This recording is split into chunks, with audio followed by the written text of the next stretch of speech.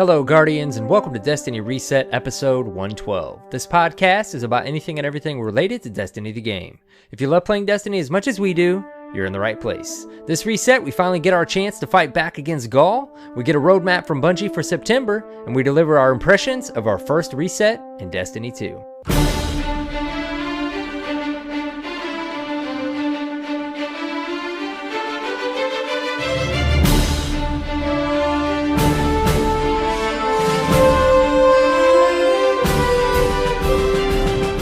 Hello, Guardians, and welcome. It's AER0KNIGHT, and here with me is CyborgSasquatch. Hello, dude. Welcome to the other side. Oh, man. Destiny 2 has finally released. Yes, it has. What an exciting week it's been. Yes. Yes, much excitement. I actually just finished the story. We'll get into that later. You're coming really fresh. Yes, I'm literally super just fresh. finished. Yes, no exaggeration there. That's great. Well, we got a lot to talk about. Yes, more than ever. Might as well just jump right in. Yep. Okay, well, first off, any announcements this week before we launch? No, other than we go live on Reset. As you know, we'll be one full reset into Destiny 2. So this is spoiler heavy. Oh yeah, episode. We're talking about it all, guys. It's all being laid bare this week. So if you are unfinished, or at some point of the game that you would rather not have anything spoiled, maybe come back next week. Yes. I think the only thing considered sacred right now is the raid, which we don't know anything about yet. So, so you're safe there, right? Story wise, though, I mean, I was about to be spoiled if I didn't get it done before chatting with this guy. You needed to get it done, yeah, yeah. Well, let's do some news quickly, and then we can talk about launch day. Me too. All right, this week at Bungie, we started a new adventure. So right out of the gate, I was pretty happy to see this. We've got a calendar of month one activities. Yes, very cool. And I'm sure you were very excited to see something specific on this calendar. Oh, man, I was. So, of course, launch week, and they list the Nightfall, where the flashpoint is, and, of course, launch day. And then they go right into the next 3 weeks of activities that we've got lined up. Week 2, got the Nightfall, the Inverted Spire. Nightfall Guided Games beta begins. We talked about that last week. We've got Flashpoint Nessus. Wednesday, Leviathan Raid launches. Ooh. That is the official name. And then Friday, the officially named Trials of the Nine begins. Interesting. Which is game type Countdown on the map Eternity. Mm-hmm. So this is interesting because they go on in these next 2 weeks and they are different modes. So it seems Trials is pretty much what it seems like is anything in the competitive playlist could be Trials of the Nine. I really thought they were still going to, and I hoped actually that they were going to put elimination in the rotation, but it doesn't appear to be the case. It seemed to be any just pure elimination. Yeah. Survival 3 weeks. Should scratch that itch for you. Have you played some Survival? Yeah, I did. Yep, I fit in a couple of games. Fun. I do really enjoy it. Yeah, it's going to be neat. Mm-hmm. And then, of course, Xur is returning with a selection of exotics on Friday. I've got a little bit of inside information on this from the strategy guide that arrived at my house on Friday. And I was kind of browsing through that, and I saw they just have a little paragraph about Xur. But reportedly, he's going to take legendary shards as currency. And he's going to be actually in the patrol zones. Right. Not in the social space. So can you imagine next Friday, everybody just scouring for patrol zones? Yeah. Trying to find this dude. Yeah. I like it. That'll be a weekly ritual from now on, trying to find Xur at 4 in the morning. The videos probably won't be posted as quickly. I doubt it. Yeah. You know. Moving on to week 3, they go on to give us, Nightfall, Flashpoint, Trials, and same thing in week 4. week 4, beginning September 26th, the Leviathan Raid Guided Games beta begins, and then something brand new, Faction Rally, begins. Mm-hmm. Do you have any speculative guesses to what this could be, Arrow? No idea. I was wondering if you caught wind of anything this week. I posted in our Discord, our team chat. I was like, "What is faction rallies?" Well, and all for a long time, everybody's always said they wanted faction wars. Mm-hmm. I don't know if this is going to be they use a different word in rally. Yeah, I wonder. You'd think it would be some version of faction wars, maybe us not fighting each other, per faction, but if I had to guess, they're gonna be there, give you some kind of activity, and you go and perform tasks, some bounties, yeah, like in the Crucible for rep or something like that, But to go with the theme of everything else they seem to have streamlined in Destiny 2 so far, amazingly awesome. It makes sense that they would tackle something like this, because this has been mentioned, like you said, how many times. But as of right now, there's no factions in the game. Yeah. Well, rephrase. New Monarchy, Dead Orbit, and Future War Cult are not in the game anywhere. Those, which is interesting. So they obviously got something planned. Yeah. They've got a place for them. I've found all the places they belong. Yeah. But, So I'm looking forward to seeing what this is. This could be something cool. Mm-hmm. So that is our month 1 activities. And they mentioned in October, new challenges will continue to arrive, including Iron Banner and new ways to have your, and this is in bold, prestige tested in the raid. There's that word. My guess is, judging by, so there is a prestige version of the Nightfall. Have you noticed that? I have not, actually. No. So when you complete the Nightfall, you get access to you completed it, obviously? Yeah, I did, yeah. You get access to a prestige version that is 300 light.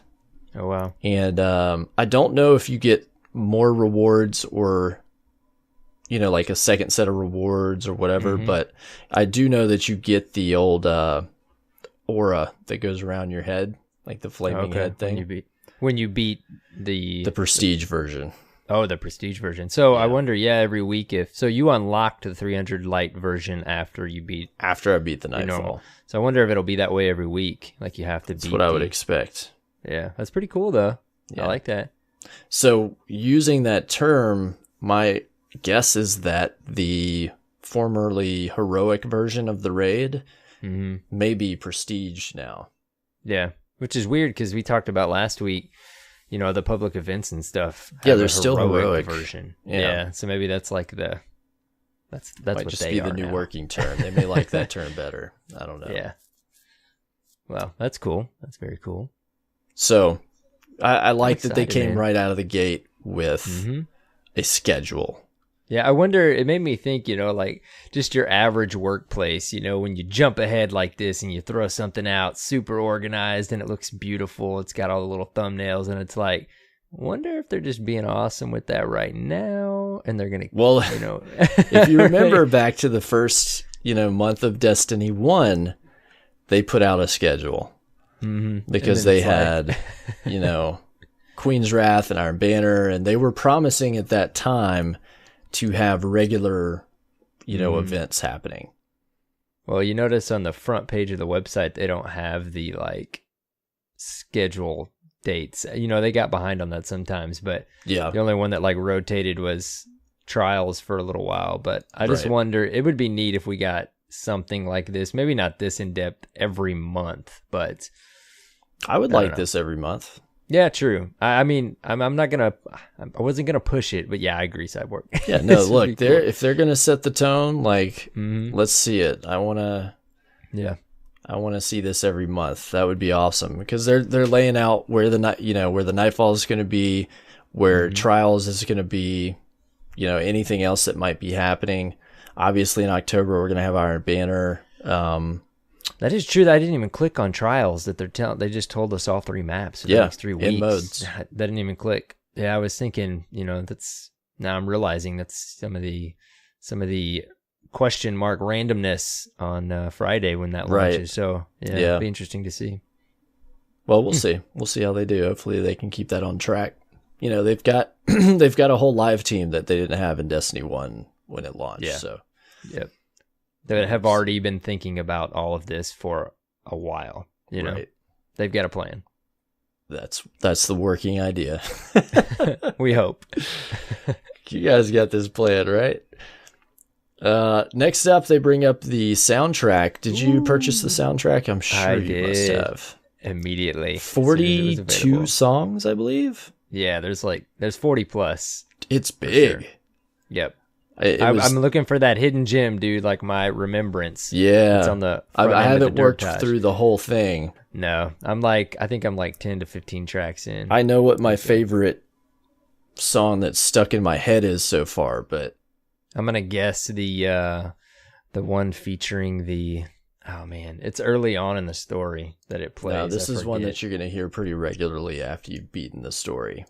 Oh, okay. So we threw out spoilers, right? So this is, yes.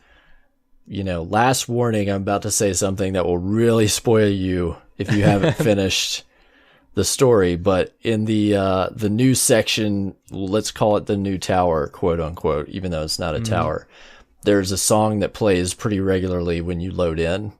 It's got a sweeping, horns, and it's real epic, and that song just sticks in my head constantly. I love the song, but I haven't been able to get it out of my head all week.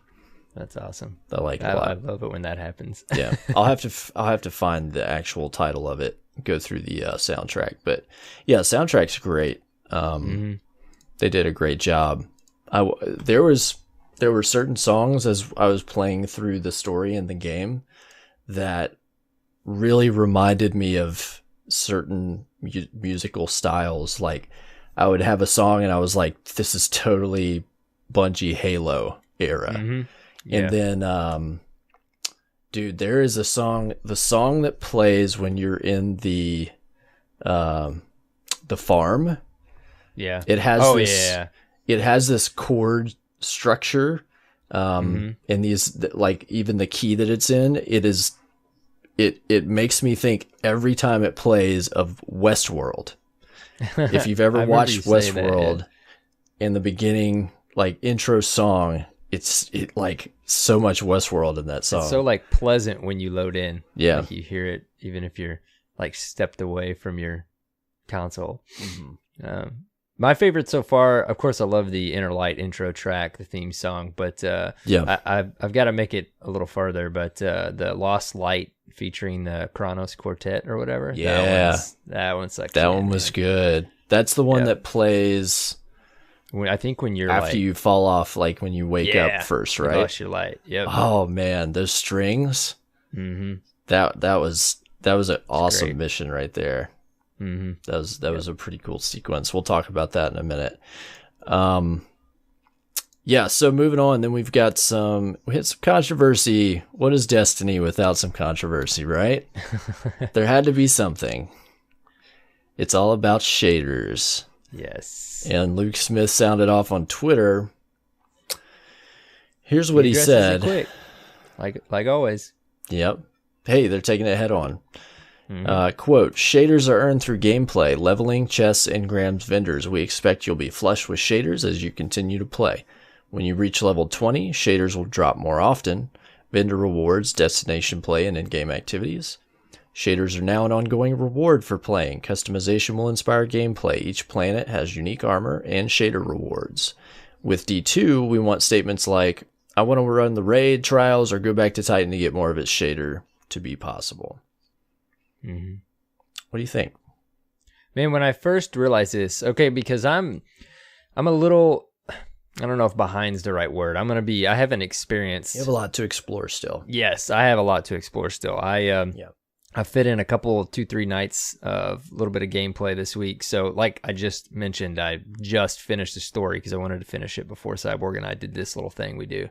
But so I haven't fully experienced the shader thing yet. But you have some. Yes, I have some, yeah. And you apply it to each piece of gear now, right? It's not like a shader on your secondary screen. So my initial thought when I kind of caught wind of this in the chat, I was like, oh man, what, really? And then before I even read his response here, I'd seen a couple other things, and I'm like, you know what? And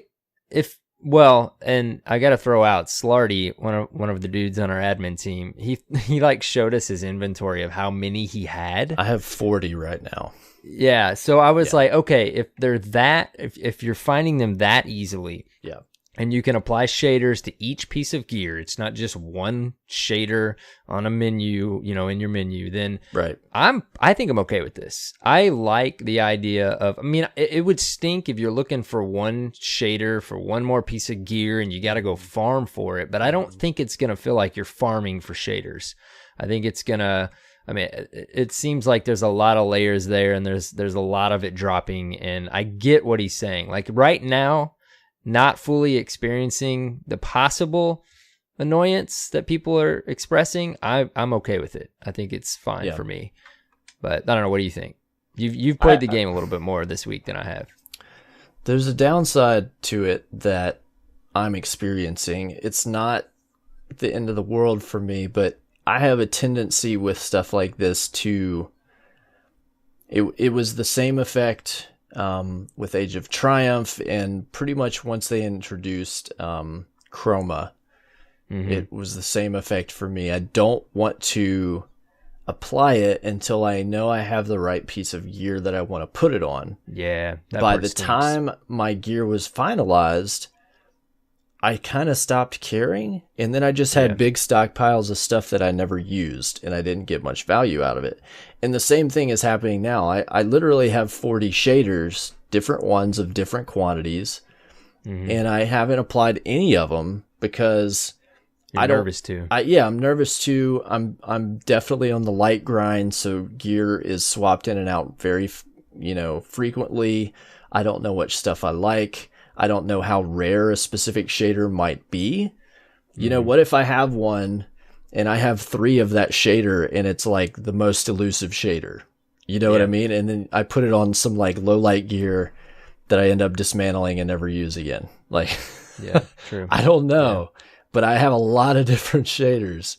I haven't looked at half of them. Like I just let them go to the inventory, and plus they stack too, right? Like you'll have. Yeah, you get stacks of them. Yeah, I've gotten a couple different stacks as rewards. I think the most that I have, like one of these blue geometry, I have 24 of.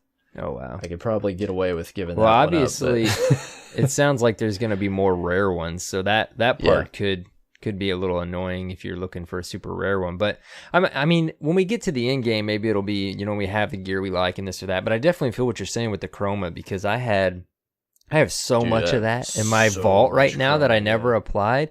So I hope, I forget, I think it was on the latest Bungie podcast. They released another one in September, and I think Luke Smith says on there that like early on and throughout the process, customization for your Guardian was a big thing for them. Yeah. So I hope in the long run, this is well thought out. And I love the idea of being able to apply different shaders to different pieces of gear. I feel like that's kind of like Chroma. And I hope that it's, like I said, more well thought out, so that maybe it doesn't end up like you just said, because my Chroma was the same way. You don't end up using it. You just end up, but we had normal shaders back then. So hopefully, I will say this system will work. Like they say, once you hit level 20, you do get a lot of shaders. And so as bountiful as these are, I might just have to break my habit of hoarding just stuff like this. Yeah. And care less about having, the perfect thing, and just put stuff on because it's cool. Well, I hope there's really cool combinations and stuff, because I used to run past people in the tower in Destiny 1 and be like, they would take the time to go back and apply those chromas to different armors that would allow it. Yeah. I'm like, wow, their Guardian looks so cool. Right. And I'm just like you said, you just kind of got past that point. Well, even I noticed on guns, putting shaders on guns can significantly change how they look. A great example is the old-fashioned hand cannon. If you put like when you get that thing stock, it looks all beat up and busted and worn out. But if you put shaders on it, it can make it look like a whole different gun. Make it look like a lot cooler. So I love that you can put shaders on everything now. I think that's really cool. Ships, guns, just everything takes shaders. All about customization, man. Yeah, I think for the player, if we were able to somehow leverage maybe other stuff that we have to get like more copies of a shader, like if I could trade one shader for another one that I already had some of or had unlocked, that would be cool. So you still got to earn some shaders to get replacements. Something that would just make it, a little easier to say, okay, I got this one now, so in a sense, yeah, I can trade out this ugly shader I don't like. Yeah. Well, I'll definitely have more input on this as we play the next. It'll be talked about a lot more. I think we definitely will. All the things, like this is the one thing that people have complained the most about, and if that's the problem, like I think we're sitting pretty. We're good. It's cool though that so kind of along with shaders, there's other stuff that are now considered vanity items, like truly vanity items. So sparrows, ships, ghosts. Yeah, your ghost doesn't have any light. Yeah, they're all just completely vanity, and so you can get those things through the Eververse, and I'm cool with it. Like it's a cool way to get some awesome stuff. Like I got from silver engrams this week, or bright engrams as they're called. I got some cool ships. I got 2 exotic emotes. I got exotic sparrow. Yeah. So confirm for me with Eververse. I was pretty certain of this, but I know you get the bright engrams when you level past 20, right? Yep. Each time you level. We talked about this last week because I was super excited about that. Is that the only way you can get those? And that bright engram is what you buy from Eververse with real money, correct? So I love that, man. Correct. That's so cool. You're getting them as basically the more you play, the more you can get those for free. That's fantastic version of Eververse. And then she does have like a rotating weekly stock, it appears, of stuff that you can buy with Bright Dust, which is what you get if you break down certain items. Not all the vanity items, but certain ones. If you break them down, you get Bright Dust, or you can get them in packages. And so she has a series of items that are just for sale, rather than buying them. It's everything she has too, because I kind of scoured through her inventory. It's all vanity, right? Yep. It's all cosmetic. Yeah. There's one that people are a little kind of about, which is the Fire Team Medallion. And the Fire Team Medallion gives you a 4-hour effect that increases XP gains and loot for you and your fire team from strikes, public events, and the Crucible. I don't think I saw that. Okay. So loot. Yeah, getting indirect loot. Yeah.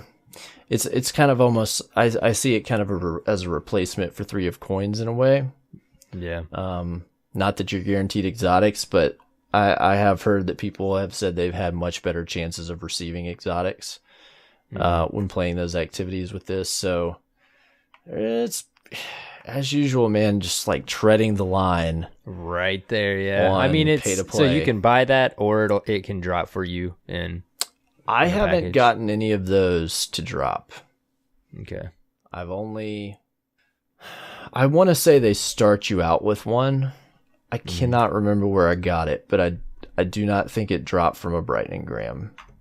I think what it was, when you first buy silver, there's a package that you can buy for like 900 or 9,000 or 10,000 silver or whatever, or 900 maybe. I think 900, yeah. And I think it includes one Fire Team Medallion as part of the package. Oh, okay.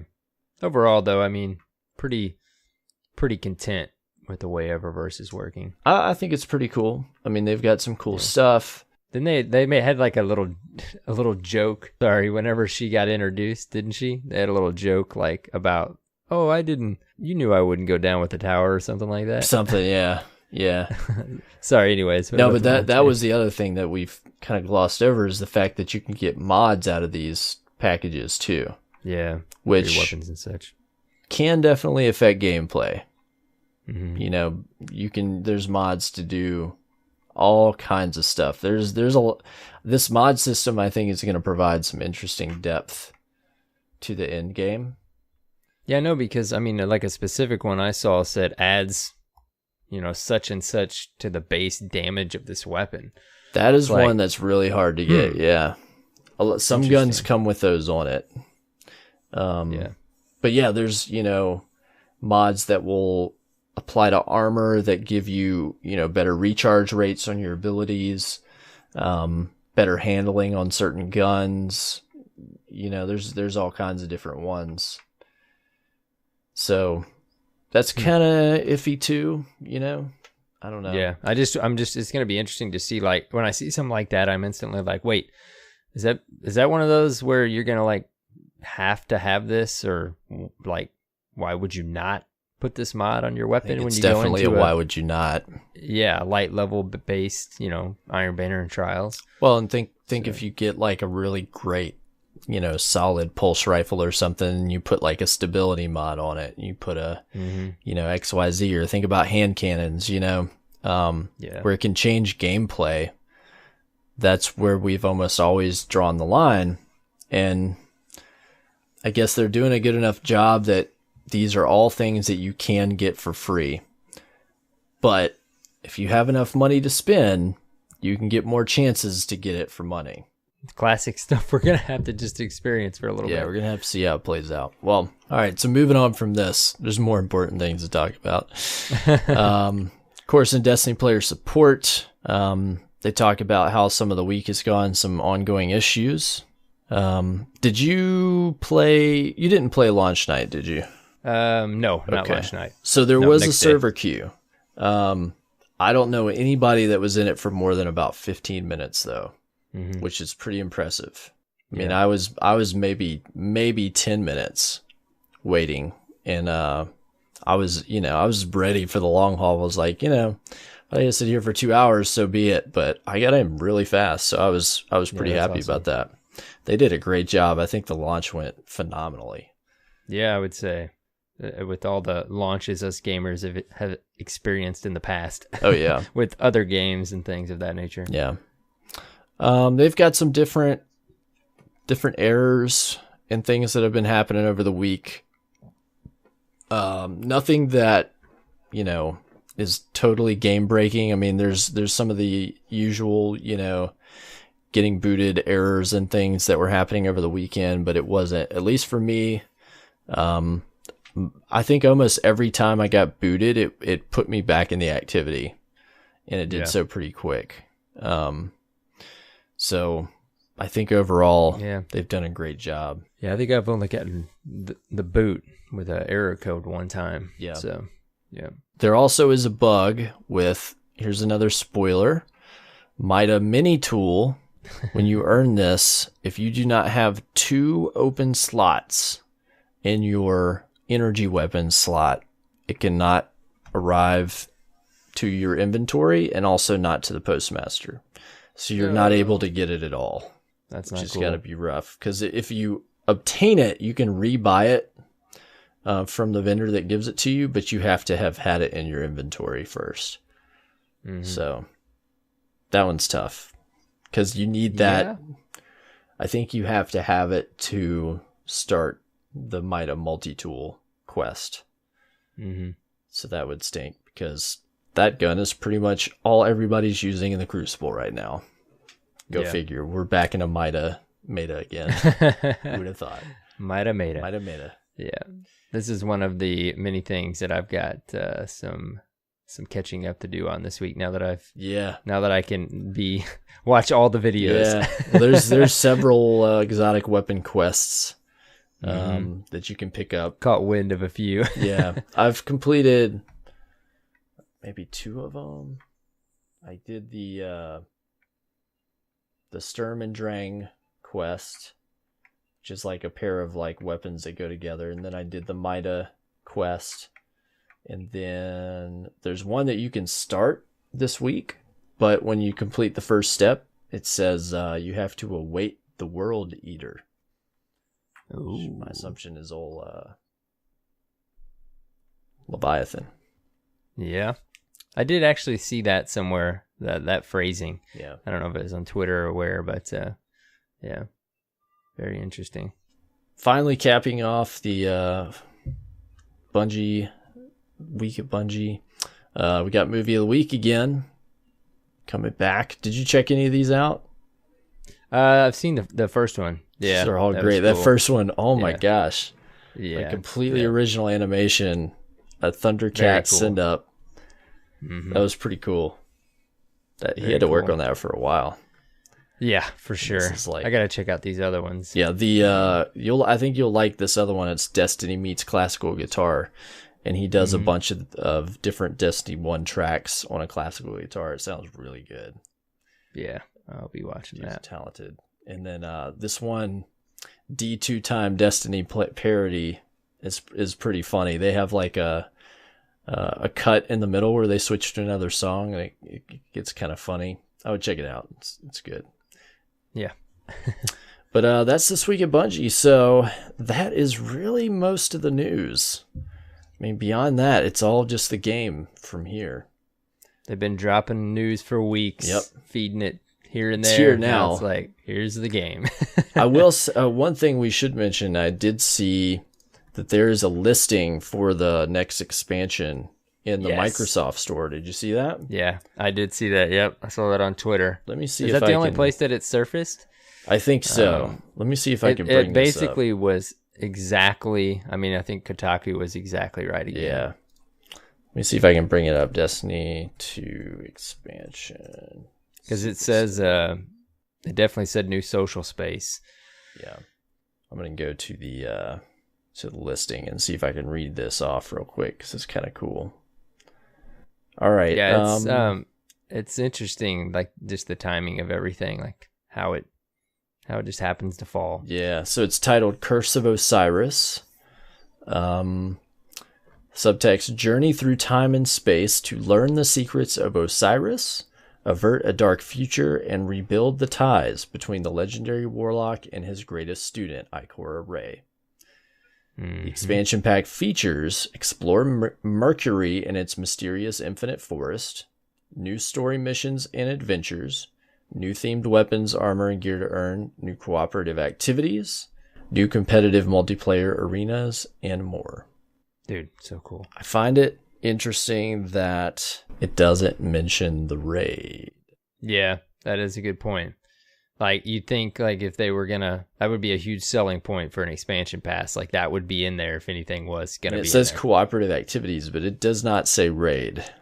Or not expansion pass, yeah, but DLC. I Yeah. hope they're not pulling a House of Wolves on us. Yeah, hopefully not. I mean, the whole concept of that expansion sounds fantastic. Osiris, anything with Osiris. But yeah, that will be interesting if there's no raid on the first expansion. Maybe, I mean, I don't know, maybe they're gonna do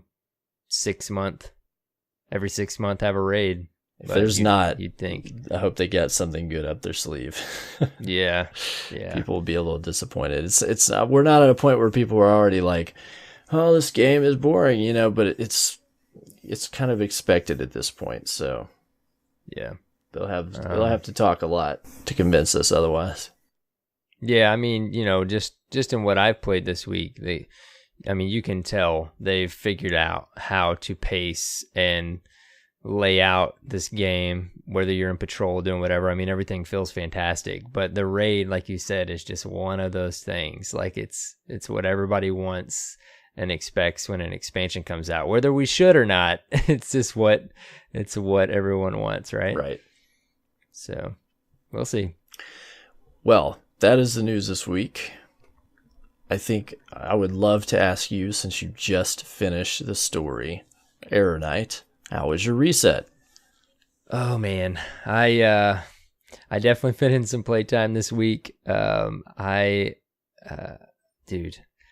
I mean, I am fresh off the story, like we said. What is just your initial thoughts like? Well, okay, fantastic. I mean, I love the. We'll just talk about the story altogether right now. Like Sure. the end, dude. Did you not get like a I got like an instant Ocean's 11, like standing at the yeah. like I forgot walking about away that slowly scene, one by yeah. one. Yeah, but man, I mean, it's fantastic. I thought early on that it felt, the only thing I would say is like getting to the Vanguard characters, and like it felt quick. Like it felt like that transpired really fast, and you got, like, I thought it was going to take a while to get to the planets, and it didn't take very long, which is probably intentional because it took a little bit in Destiny 1 to get to new planets. But I mean, it's bad guy, good guy, and however many times that's been played out, like Gaul was pretty fantastic character. I mean, he was just cool. I think he was cool. And I mean, it's the classic, get your team back together and let's go take back our place. Right. You know what I mean? I mean, that just works. I don't know. You could do that over and over again and it works. Yeah. But the only thing I will say is, like, I felt like, I mean, they, story, like, everybody wants story. And I do feel like, that's what they have to do with Destiny, though. There's so much going on around the story. Mm-hmm. Like, I felt, and I pretty heavily focused on the story. The only time I branched off is when I didn't meet the level requirement, which happened at like 12 and 15. When you had to hit 15, yeah. So I went and did something else for just a little bit, but I stayed on the story. So maybe that's why it felt so quick, but it was just like, you start it and then boom, boom, boom. You've already rescued all three, of the fire team. Yeah. And before you know it, it's like, so I don't know. I think that just kind of comes with the territory, though. We because took our there's time so a much little else bit going on. Going through it, where once we got to a new zone, like we would kind of explore a little bit, do like, one or two adventures and some public events, get gear. Felt like it stretched it out a bit. Yeah, just kind of check things out, like have a little fun. So we wouldn't rush to the next mission. But it was fast paced for sure. I think there's maybe 17 or something story missions. Is there? See, it didn't even feel like there was that many to me. I don't know why. And I didn't even, it was kind of one of those things where I wanted to focus on the story. Like, we haven't had that yet. I mean, it's the sequel to Destiny. Like, I want to just experience the story. I don't want to branch off from it too much. And I mean, they allowed me to do that, so that's cool. I didn't have to go level up a bunch to continue it too many times. But and I just kind of took my time through it, and it still felt like wow, okay.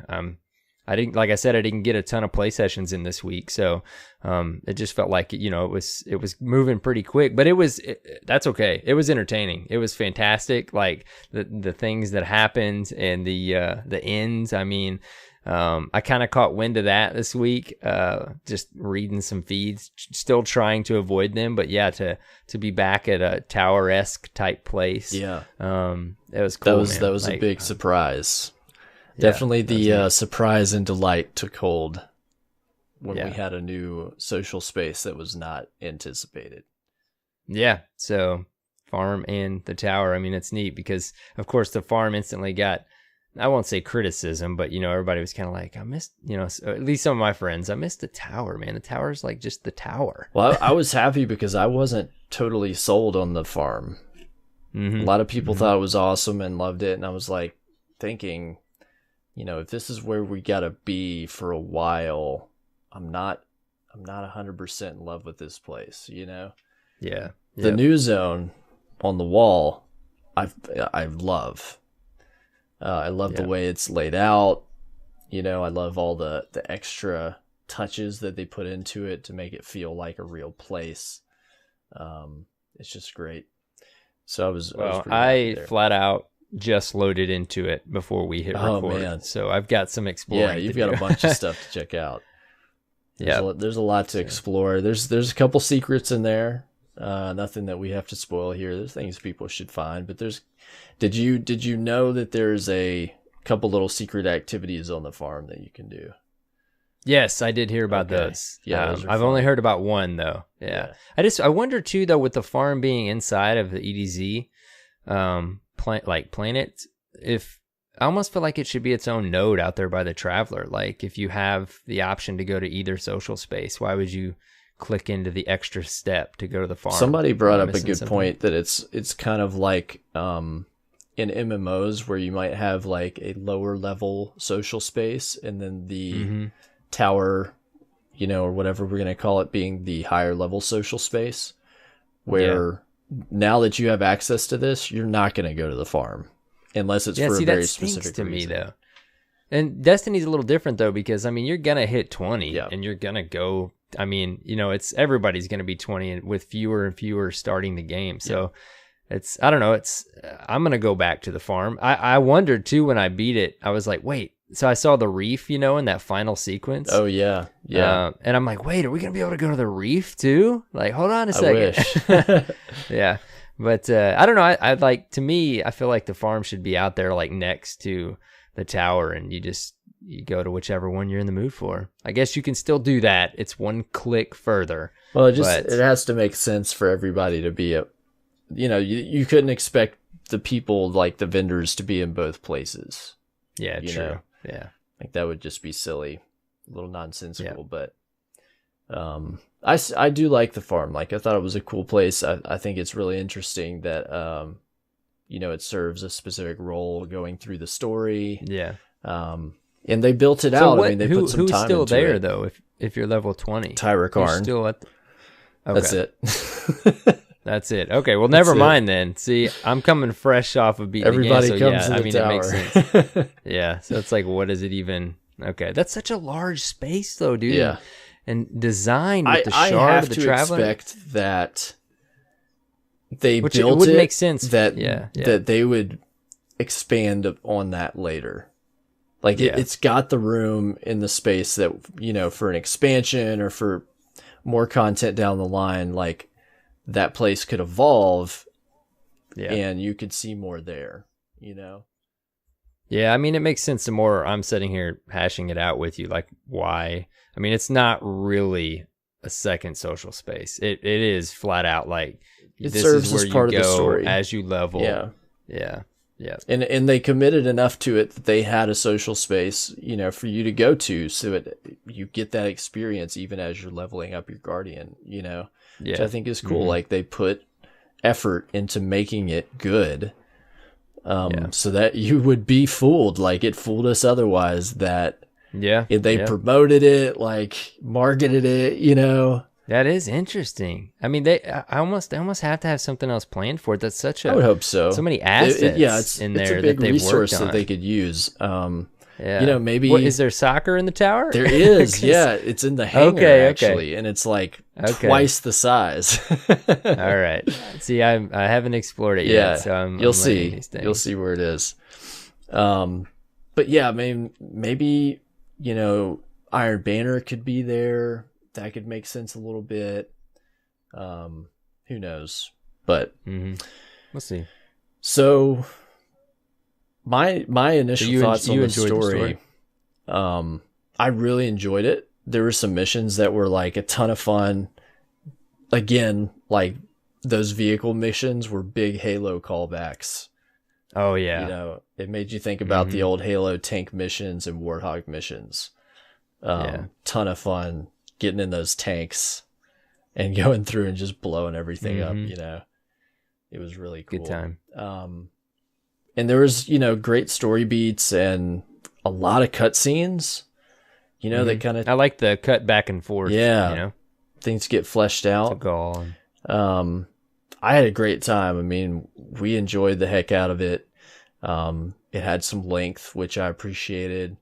Just kind of a big epic sweep of a story that kind of brought us back around. And that we can talk about some of the beats, but at the end... The ending went awesome. Like, you take back the city. Never would I think that Gaul was going to be this enormous embodiment of light, like 20 stories tall, like very fantastical. Dude, I text you and I'm like, okay, just beat him. Let's record soon. And then that cutscene started and I'm like, wait, did I? Okay. Right. No way. I'm not gonna have to fight. But this how dude crazy like was this. it when he starts throwing dawn blades at you and stuff? Yeah, dude. Like, wow. Yeah, everything. It's like, hold on a second. It was interesting. Yeah. But then after all that, the traveler has awoken.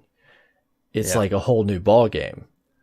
Yep. I mean, that can mean a lot for the way that the story could progress, and then cap it all off at the very end. Oh, with this has got to be the biggest reveal. If you didn't watch to the end of the credits, you need to watch the scene after the credits. But they have a little teaser of some alien space vessels out in space at the outside of the Milky Way, that see the burst of light that occurs. It travels out that far.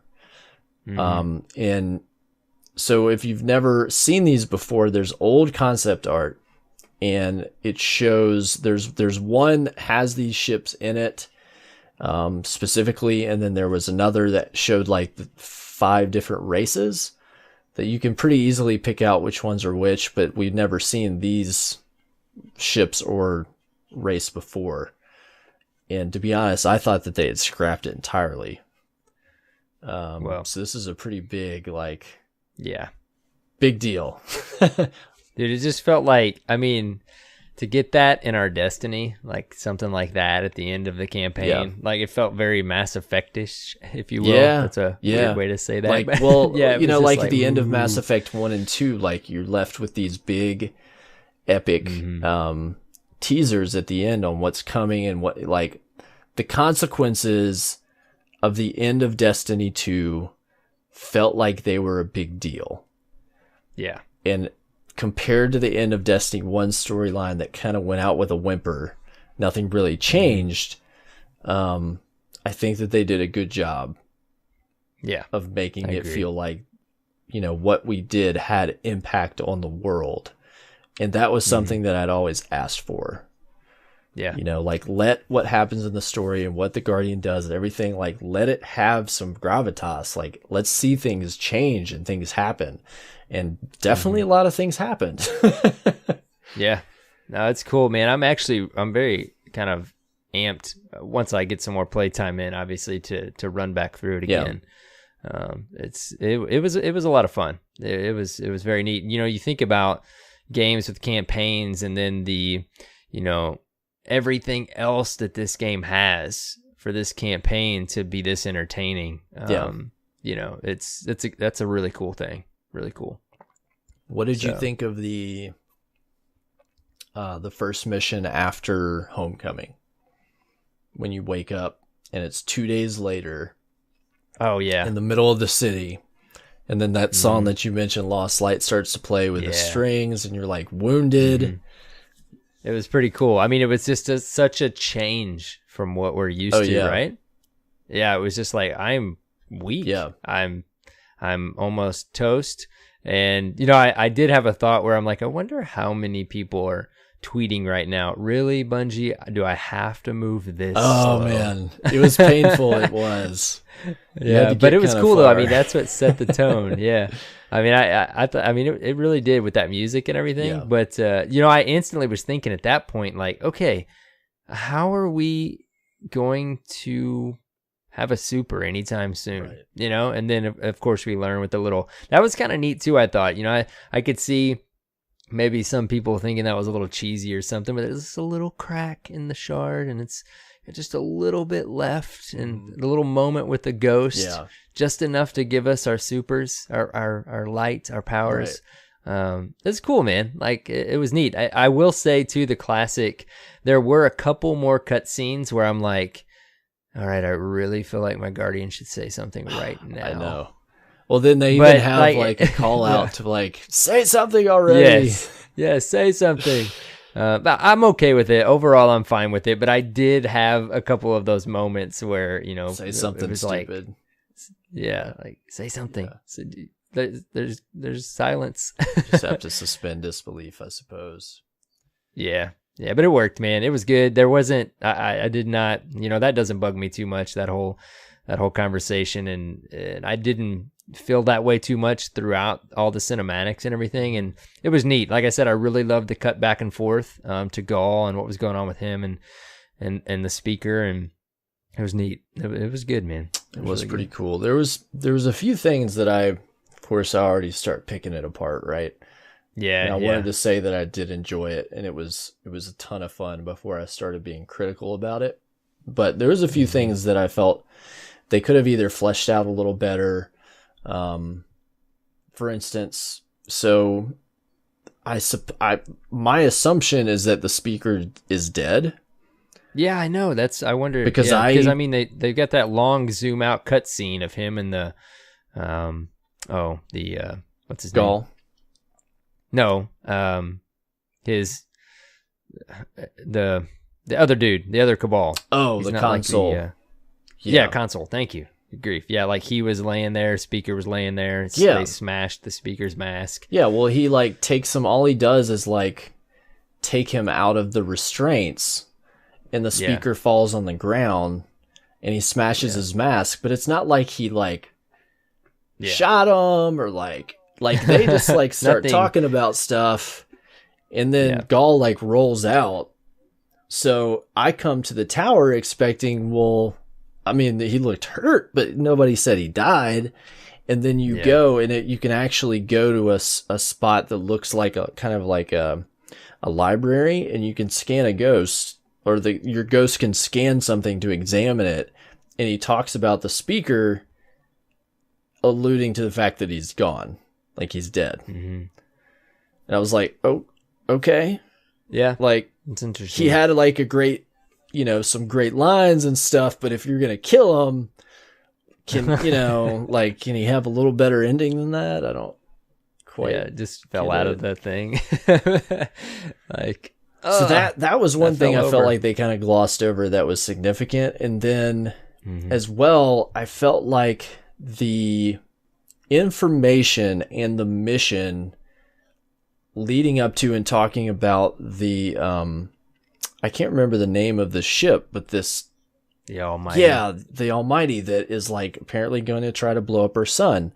Like that just kind of comes up. Like you just find out, and then next thing you know it, like you're off to sabotage it, like no problem. Yeah. Very quickly. And I feel like something that significant should have came up like very early in the story as a big deal. Like, hey, he's going to blow up our solar system. Like, this is the pressing, consequence. Not like, let's get back to the Traveler, let's get all the Vanguard. It's like, yeah, he's going to blow everything up beyond saving, And I felt like it just kind of happened, and you do learn about it quick, and then, before you know it, you're on it, and you're... I don't know. I feel like it could have been fleshed out. I feel like, the whole story, very quickly somebody could pick it apart as just being kind of like a on the surface type of story, predictable enemy, something like that. But they hit the tropes of get your team back together, take your city back, and, so you can do it's that understandable. With a story like this. It's, you can follow it, you understand what's happening. There's no, there's nothing that requires you to make a big leap in what might be happening knowledge-wise. Like, they lay it all out for you, and I guess for broader appeal, they did a decent job of making it, Yeah. It's like, we don't want to say, well, I mean, it's Destiny. You have all this other stuff to do, so that makes the story okay. I don't think it's I hate to hold it to a lesser standard, but... Yeah, like, I think it's... I mean, I think it's a solid campaign for today's... I mean, you've got things out there like The Last of Us and stuff like that, but then you've also got things out there like Titanfall, which I really enjoyed the multiplayer and stuff, but, I still haven't played Titanfall 2's campaign. Everybody rant and raved about that. So I would love to play that through and just kind of compare it, a little bit. It's also worth mentioning that the experience of the story as a whole isn't complete, because there's still a raid, and a raid usually is kind of the capping off point, in a way, to what is happening or what has happened. And so there's still some beats there to kind of provide an epilogue to what happened. And judging by what seems to be the case of what's coming, there's some interesting things that are bound to happen. I don't want to speculate too hard in the raid though until we get it. Yeah. I was happy with it, man. Yeah. I thought I enjoyed it. It was a ton of fun. I did. It was really interesting. Did you get any of your other subclasses yet? I have. I just need to go back now, I guess, to activate my striker subclass. Yeah. I just haven't done that yet. Yeah, so you'll probably get your third one pretty quick. Apparently, there's like a level cap where you can't get it before a certain level. But once you hit 20, you should get Sunbreaker pretty soon. Cool. It'll come out of like a chest or just something, like you'll get an item. Yeah. I will say that made me use Sentinel more than I probably would have, and I've gotten pretty cozy with it. The only thing I haven't fully figured out is the little bubble, but I've gotten used to throwing my shield. I've gotten kind of way more comfortable with it than I did during the beta. Well, that's because I switched over to Striker pretty quick and was sold.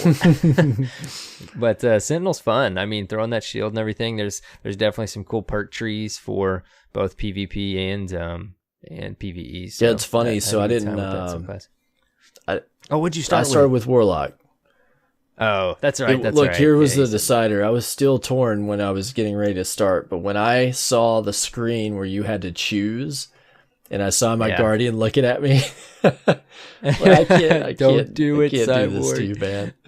So I went Warlock, and that's funny. Terry was telling me he was thinking about starting as Warlock because of their little shade step. Or their little dodge, and he said he started one, and he's like, "Man, it just didn't feel right." No, he started the Warlock. You know how they have the little evade. On Dawnblade, yeah, Dawnblade. But he texted me or messaged me, and he's like, "Dude, I started, and it's like it just didn't feel right. I had to start with a Titan because his main has always been a Titan as far as PvE and stuff. Yeah. So same thing as you. It's like you got called back to it was hard to say class. No. So I'm glad I didn't have that like little. I will play the other classes just like Destiny 1, but I'm like all along, I'm like, man, it's Titan. Yep. I'm starting with the Titan. I didn't have that little struggle inside. Yeah. You knew what you were going to do. It's funny though, I was going to mention, any Titans I've run into, the majority of them are running Striker. It's been kind of rare for me to see somebody rocking the Sentinel. PvP, you mean? Both PvE and PvP. Oh, yeah. Really? Okay. Seems that Striker is pretty popular the way they've reworked it. I've seen maybe once or twice match made in like with a Titan that I knew was using Sentinel. Okay. So it's kind of rare. So I mean, I hate to say like it's not going to be awesome, but it does not seem as popular. Well, the other thing too, Terry had sent me a video. I was using the full shield, but the half shield. Yeah. Where it reloads your weapon. You can just up and down, up and down, up and down. Yeah. Yeah. So I got into a strike with a match made third player, and they were a Titan, and they used that short wall, and I was able to duck up and down with a rocket launcher that has a long reload time and do a bunch of DPS. I think that's going to be a really big, important mechanic for the raid for DPS purposes. I just wonder if it's okay, like if they think it'll need to be tweaked or anything. Because I mean, it's nice. I mean, I ran solo through the whole story, and I get to some of those mobs at different points of the story missions, and I just would pop that and up, down, up, down, up, down. It's awesome. Yeah. Yep. Very cool. If you can get people to use it. I think once people see its utility, it's going to be used a lot more. But it's kind of one of those things in the game where there are systems and there are, advantages built into the game that are there that people don't have a habit to utilize yet because they're new. Yeah. I did the same thing when I jumped back in like the second night. I was like, wait, I just have played for like an hour and have not popped Oh my yeah, shield at all. I had to like keep reminding people like, hey, remember you got your, extra ability. Hey there, hey man, throw a ball right here for me. I know you haven't used it in an hour.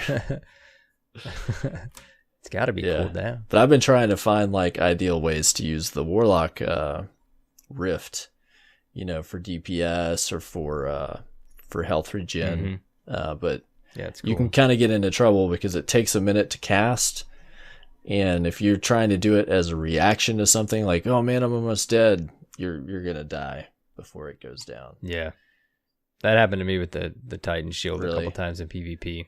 Yeah, if you have that thought, you have to anticipate. You're gonna probably die because it just takes too long, and it doesn't activate till it is up and visible. Mm-hmm.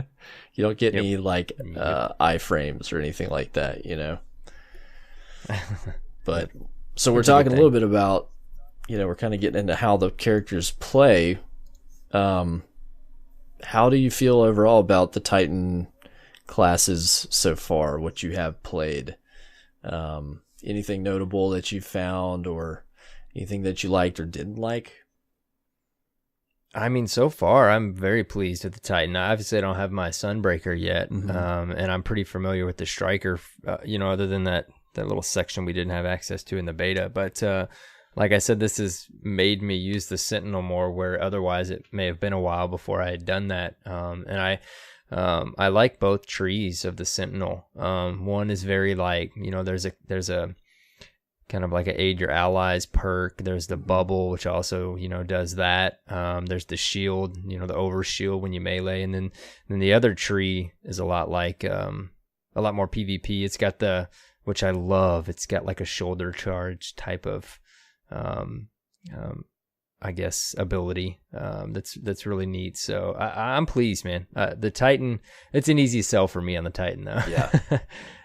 For sure. What about you and your Warlock? So one thing I was very pleased about that I think I was very confused about from the beta, because so here's the thing, in the beta I played Dawnblade and there was a specific path that you had to use.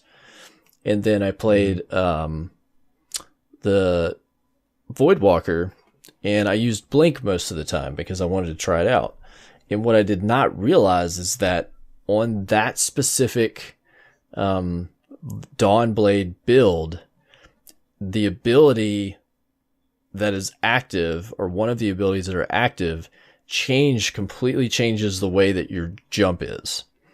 So you still have the same jumps, but the ability, the idea is that it's supposed to make you floaty so that you can like shoot enemies and perform attacks while you're in the air without jump canceling. Mm-hmm.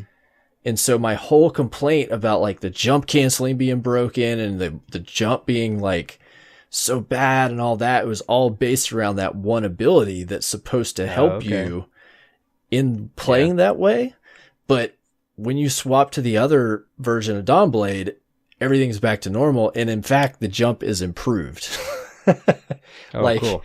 Well, it's less floofy. It's a little bit, more reactive. It still has a little bit of floof to it. Like, especially when you're trying to navigate, vertical, platforms and jump onto different things back and forth, that you have to use it the way that you would normally use it with a Warlock. Like the way the arc works, like you want to jump up and then get above the thing and then cancel and drop straight down to get on stuff, as opposed to like a bouncy arc like a hunter. You know what I mean? Right. Yeah. But so that complaint was immediately resolved. That was the thing that had me most nervous about playing Warlock. So I was really happy to see that resolved. I will say that it doesn't do much for me trying to switch to that tree because I don't like the way that plays. It kind of takes it out. Yeah, entirely. but I need to play with it. I need to spend more time with it and see if it has some merits in specific ways you could play with it, But other than that, so I have all three classes. I've got everything unlocked on them, which I love that you do not have to level stuff up anymore. I mean, weapons, classes, everything. Like, you do have to get those upgrade points, but they aren't that hard to come by. And so you get access to stuff a lot quicker, which I think is great. That took so long back in the day. And so I think they all play really well. Stormcaller is very strong. For PvE and PvP, I think it's going to be a very popular build. Dawnblade is a ton of fun. I think just because it's new, it's my favorite right now. I just have a lot of fun throwing those blades around. And then Voidwalker has some really interesting builds that I need to play with. You know, they have like this Devour build that... Yeah, that's what Luke Smith keeps selling, right? He's talking about you can like eat your grenade for health. And I was using it on a particular strike, and it's totally saved my butt. Like, I was the last one alive, and they were like, "Nate, eat your grenade." And I was like, "Okay." And I did it, and then I ran and got everybody up. It was worth it. It was cool. So it's cool. I'm having a ton of fun with it, and everybody I know that's playing Hunter really likes Arcstrider a lot. So I'm pleased to see that the Hunters that I know are happy with that class. New class, it's a good thing. They're having a lot of fun with it after playing with all three. Night Stalker is back, and it's got some interesting stuff, but it lost that Shade Step, and I think that's a big draw for a lot of people on that class. So it still has great orb generation and stuff like that, but it's not going to be as popular as it was in Destiny 1. I think Arcstrider is going to be the one, so we'll see. Time will tell. But I think they've done a great job. I'm interested to see how things are balanced, overall with the Crucible, with the raid, how the classes and subclasses will be able to work together. There's just a lot that remains to be seen, but my initial feelings are pretty positive with what they've done. Yeah, I'm pumped for the first weekend of trials and then many after that, man, just to kind of see what transpires. See what we see. So, I mean, there's so much other things to talk about. We're obviously not going to be able to cover everything today, but what did you think of kind of the overall idea with the patrol zones and adventures, lost sectors? Like, did you get into that much? Because I know that you went through the story pretty straightforwardly. Yeah, I did. I unlocked my patrols. Okay. I did that mission, so I can do them now. I haven't done one. I've done several adventures. I love the adventures and the lost sectors. They're like, they really remind me of the new Tomb Raiders. Really?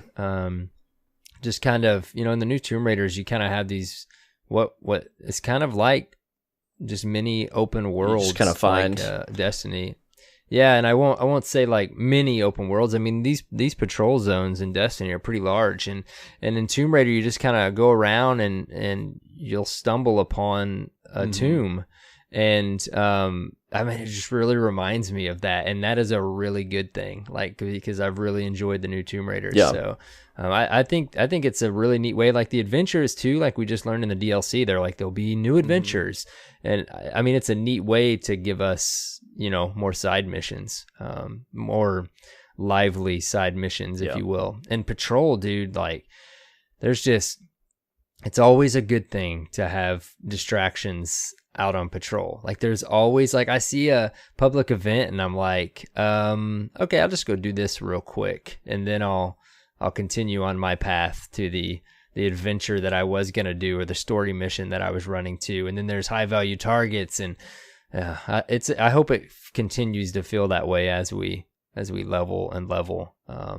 That patrol is just super lively. Of course, it should with flashpoints and everything, but I've enjoyed it. Yeah, definitely. So I will say, after spending many hours now in the patrol zones, you tell us, they've I think accomplished what they wanted to set out with Destiny 1 initially, which is where you have the feeling that you're in an open, free roaming area. You can bump into people. There's a lot of activities going on. You can find things. There's lots to do. More often what has happened as I've loaded in, night after night this week, after we completed the story is, one of us will be in like a patrol zone, and we'll just kind of jump in together and just kind of go through like doing adventures. There's quests that open up on each planet, like a specific quest line that is essentially a series of missions that tell you more about what something specific that's happened or is happening on that area, that expands a little bit on the world. And then the adventures do the same thing, but in more bite-sized ways. And I've done quite a number of the adventures now, not all of them. But they put some time into these. Like they're like interesting mechanics and destinations for some of them, that take you places where it feels like what would have been a fleshed out mission in Destiny 1 in a lot of cases. Yeah. So I'm super happy with what they've done there, and have spent a ton of time in these zones and still haven't kind of cleaned them all out, so to speak. So I think that they've done something unique for sure. Yeah, I had to take a screenshot at one point because I was like on the last phase of my adventure, and I'm fighting a walker like 50 steps away from 3 guys running a public event. Dude, so, you'll have some like, clash so cool, of events go down where like you'll be in a adventure, and then like another yellow shows, like a major shows up for some reason, and then there's a public event, and it's like, oh my gosh. That's cool. It gets intense. Yep. Can you redo the adventures, or is it just like in the flashpoints? So what I found out, I did clear one zone, and when you finish all of them, you can go to the faction vendor, whoever that person is on the planet, and there will be 4 adventures, I think a week. It's either a week or a day that you can go and rehash those. It might be a day. Oh, okay. And you'll go to the vendor and you'll select it, and it'll activate it for you. Yeah. Oh, that's cool. Okay, I wondered about that. And then like the lost sectors, it looked like they just do them over and over. They go off of your map once you. Yeah. Okay. Because I thought the little icon, once I completed it, like went off of my map. I think it does go off your map because it's not new, but you can still go back to it and complete it again. That's cool.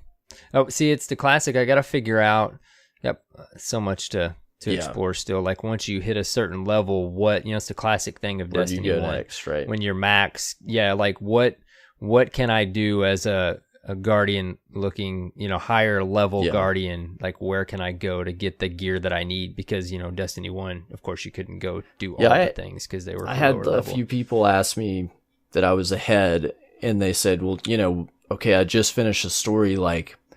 I want to, raise my power as quick as I can. What can I do? And just from my experience, just start doing stuff.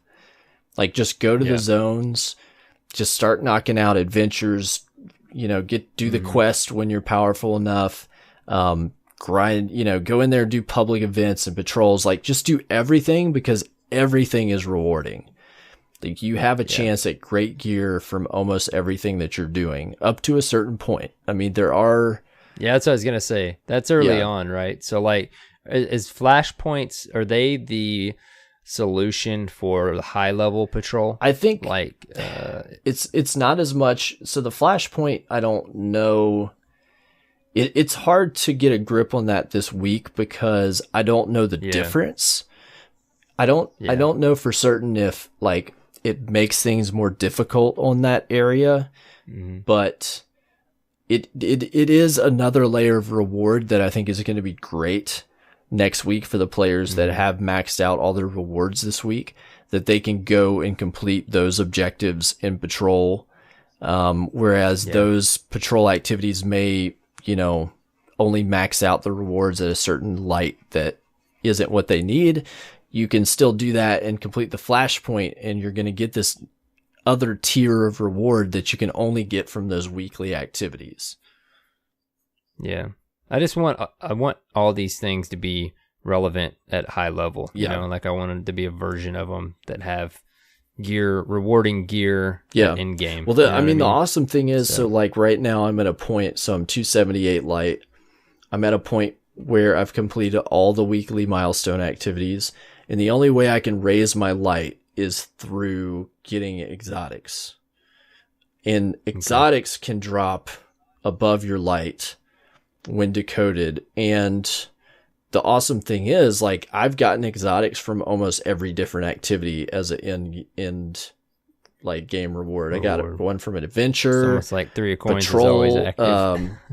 Public event chests, like, you name it. That's cool. You have a chance at exotics through all those things. And so they all have value. Like, I would say really the only thing that has like a lesser return on your time is probably Strikes and Crucible, because of the longevity of the activity.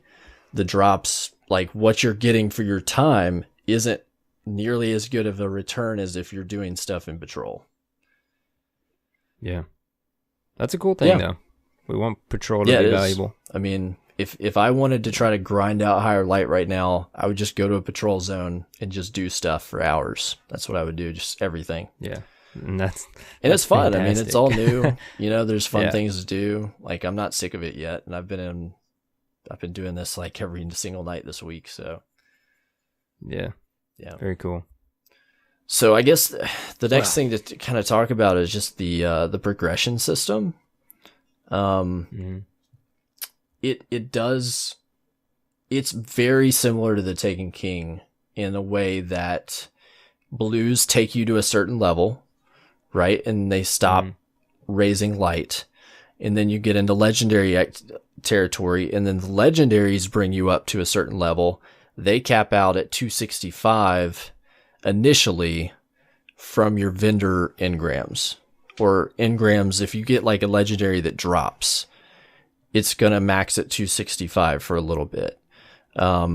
Same thing for like a normal vendor engram. Like, say you rank up a vendor package and he gives you a legendary engram. Initially, it's going to max at 265.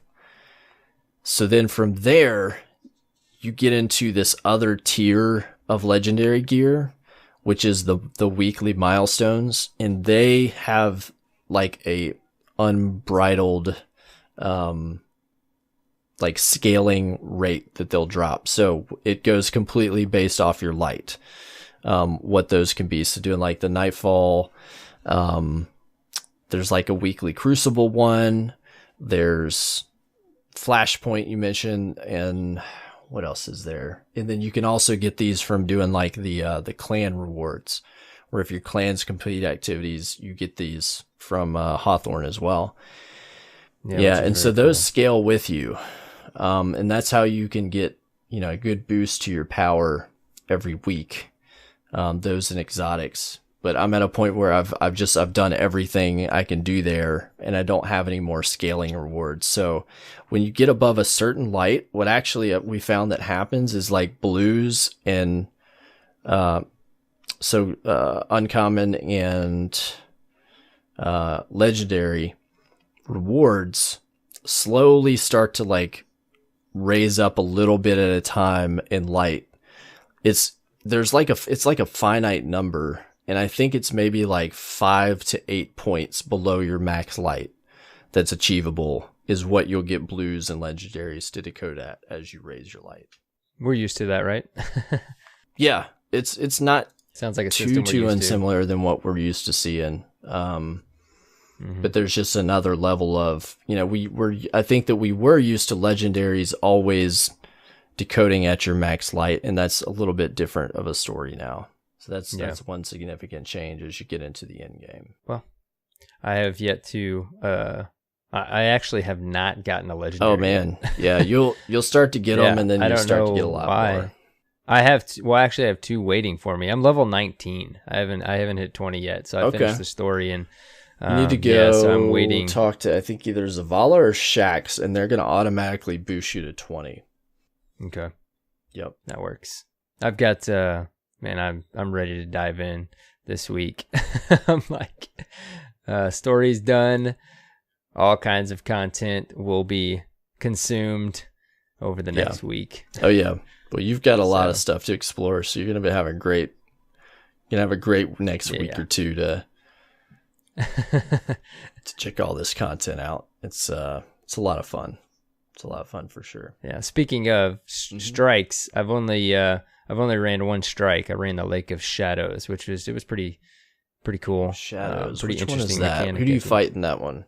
It's the one where like the pool, it's Cabal, and the pool is like it's like a pool of something filling up around you to where it slowly makes it to where you have a smaller area to fight the boss at the end because it damages you if you stand on it. I don't know that I've run that. I think that one might be the PlayStation exclusive one. Oh, maybe it is. Yeah, I didn't even think about that. I've only ran one strike. Yeah. Like I said, when I hit those level caps, that's when I veered off and did a couple different things, and that was the one that loaded up. So maybe it is. I don't know yet. So I was a little bit disappointed. So there's if you're not on PlayStation, there's only 5 strikes that I'm aware of, which is a small number to me. Yeah. I would hope for something like 8, but you know, we'll take what we can get. They are long, like usually 20 to 30 minutes on average is what it's taken us to run these. Yeah, it took us 20 plus to finish the one I ran. But some of that is partly based on how the bosses are now. Like, they evade you a lot. You know what I mean? Like, they have shields, and they like have all these different mechanics that it takes longer because you don't always have periods where you can DPS the boss, you know? Yeah. So it just takes longer. But you were talking about bullet sponges with Gaul. You were telling me about how it took you a little while. You felt underleveled. I think that's just bosses in this game. Which that was a conversation at Destiny 1, you know? They slowly added mechanics and stuff to the strikes. But have you ran into that much? You know, speaking of bosses just being bullet spongy, like it has there been mechanics? I mean, there's different mechanic for every boss that I've seen so far. Okay. This one for me was just like realized the floor was filling up and you can't stand on it and you're getting closer and closer to the boss, which was cool. But yeah, I'll have to get that one on PlayStation and play it. For sure. Well, I'm very pleased so far. Like I've almost just scratched the surface, but you are proving to me even more what I was hoping before launch, and what I've got a sense of over the last reset is that it seems very streamlined, and they've learned with Destiny 1 like what we need out of each activity and how it can stay relevant and how it can stay fun. I think they've done a great job so far. I'm eager to see how the rest of the game unfolds, but you know, I'm having a ton of fun. We've got to experience that max level, weeks of being max level. We've got to experience what that feels like. Well, apparently, like people were thinking the max light was 300, and apparently it's 350. I was actually gonna ask you that because I saw 350 kind of scouring around. Somebody saw it on media, a tooltip, and then I was like, wait, is it 300? Had something to do with that's interesting. Something that tells you maybe it's a mod or something, and it tells you like how far it can scale, and it says up to 350 or something. Like when applying a mod. I mean, that's quite the grind, right? I mean, you're at 270 and you've hit that point right now. So it's going to be a I climb. can't imagine you having to grind to 350. Yeah. I mean, that's cool. Hopefully, I mean, it's a classic balance. I guess we don't know for sure, right? When will we'll know when somebody... Well, I'm just worried about the raid. I'm like worried what light level or power level now it's called. We keep calling it light, but it's power. But I know it's power level. I'm wondering what they're going to set that as. It could make sense if they did like 290 to 310-ish on the raid, and then the next level could be, you know, like 330 to 350. Something like that could make sense, but I wouldn't be surprised if you remember in the Taken King, there was a point after a month or two that they raised the caps on like the decryption on blues and stuff like that. I wouldn't be surprised if we see something like that again. Yeah, I think that's a good point. Once like they just kind of artificially, I'm still getting inflate. Surprisingly, still getting greens that are higher than my blues. Like yeah, I thought you I was will past for a little while. Point. Yeah, And you stop Yeah. getting greens after you hit a certain... I want to say after level 20 that you might stop hitting greens. Yeah. Wow. But it's been fun, man. It's been time to an dive right awesome back week. I've been super happy to play this game finally. Dude, just that feeling when I first booted it up, and I'm just like, I mean, okay, guys, I've mentioned it plenty, but I mean, it was like SOCOM all over again. Like that level of excitement, like just starting the campaign, loading Destiny 2 up. It's like we haven't had a sequel to our favorite game yet, you know, like that. That was just, it's so great. I was going to tweet out like, guys, I know we want the game to launch, but just take in this moment and feeling of these last couple of days, because it's actually really, it's really fun, you know, like, and it still continues to be fun, but just so much excitement, dude. Can't wait. Opening up can't wait to play more. Your copy and loading it up. Cannot wait, dude. Cannot wait. We'll be talking more in depth about all the different aspects of this game as kind of the next month or so unfolds. I figure we could mention real quickly too the clan system. We kind of touched on it a little bit, but it seems pretty cool. Absolutely. You know, like just knowing, like you get a notification. I've got 2 engrams sitting waiting for me right now when I hit 20.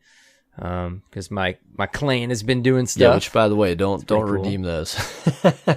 Don't redeem them till you hit 265. Right, yeah, keep them. Yeah, thank you. Yeah, you'll be kicking yourself later like, I could have gotten more power level out of those. Why? Yeah, so that's a whole aspect that's really neat. Creates it really makes the clans way more than just getting more the tags functional. like we've already mentioned. Mm-hmm. Like it's like, very cool. Like everybody's doing something for everybody. Like when I'm playing trials all weekend long, I'll be like, well, hey, reaping the we got benefits, that man. milestone. Or at least get a special engram off of that. Cool. And others are rating. Absolutely. Absolutely. So, very neat.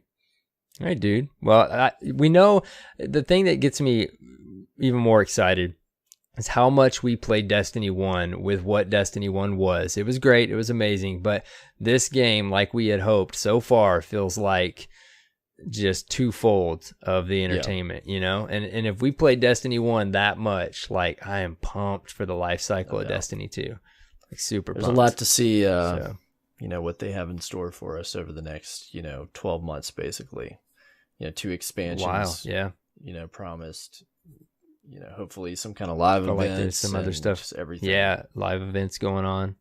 I'm hoping there's live events aplenty. We don't want to ask for too much. I mean, we already don't pay for this game monthly, and there's all kinds of content to consume here for $60. But I hope with the live events, since they've had time like they have with everything else, that they're a little more fleshed out. Well, I want to mention wish me luck, because if everything comes together, I will be attempting a world's first on the raid on Wednesday. That's exciting. Yep. Very cool. Trying to remain positive and hopeful. I'm not being unrealistic. This is the first time we've tried this, but I've just always wanted to attempt it at least to see how it goes. So we've put together a team, and we're going to give it our best. Give it our best shot. I'll tell you what, man, like just like this week, I don't know that this will be the raid that I go in blind on. I may do it on the next one, because it's like it's consuming the content, man. Like at the point that I'm at right now, I want to play a lot more this week. Yeah, but it's still a bit of a rush. I may just and it's like I just don't want to. Right now, I just want to just experience this game at my pace. I don't blame you. That I want to experience it at. And I may wait to the next raid. So don't keep telling me to do it, and I hope to do it one day. But with that said, I'm kind of excited if that's the decision I'm going with, which it is. I'll probably watch your stream. Yeah, we'll be streaming. So if you're listening and want to come and see how we do, watch that unfold, whether it's great or terrible. It'll still be fun. Right. We'll still be doing it blind, and Dirt Fam going for world we first. Gotta have somebody represent for once, so we're gonna give it our best shot. Yes, and very cool. Everybody show up, support, come hang out and watch. I probably won't spend an inordinate amount of time in chat, like talking with people, because I'll be super focused. Yeah, but focus. would appreciate anybody that wants to come and list, just watch and give us support. It'd be awesome. Yeah, I just assumed you were going to stream it. Oh yeah. Yeah. Everybody can keep an eye, keep a pulse on how we're doing. Yep. Oh man, this is the start of many episodes of Destiny. There's going to be so much to talk about. It's going to be great. All right, man. Yes. Well, let's wrap this up. Let's do some shout outs real quick. Now, normally we have Derp Fan Discourse, but of course it's pretty quiet this week. Everybody's playing the game. Everybody's playing. So send us stuff, guys. You played it. It's been a full reset. It'll be another reset before the next episode. Send us your questions. Yeah, well, let us give you a topic. Tell us what you think about the story. We'd love to hear your thoughts on the story, the main story of Destiny 2. So send us some emails, send us some speak pipes, and we can talk about that a little bit next week and hear what you think. Mm-hmm. Did you love it? Were there things that little beats or little scenes that touched you, or let's hear what you have to say. Which, speaking of, we almost forgot to mention this, man. How about that awesome opening if you load it in? Oh yes, dude. Wow, what an awesome tribute. Yes. We almost didn't mention that. That was really cool, man. Like, it's funny, like everybody was mentioning they could tell when they joined the Derp Fam, because I definitely had my couple of LFG groups through the Bungie site, and then boom, it's like, okay, I recognize those names. Okay, I recognize those names. It was cool. I was able to do the same thing, like how our relationships, changed, and I started to see certain players that I've played with over the couple of years, and it's like, oh man, there's my first lighthouse, like there's first this raid, and it's cool, man.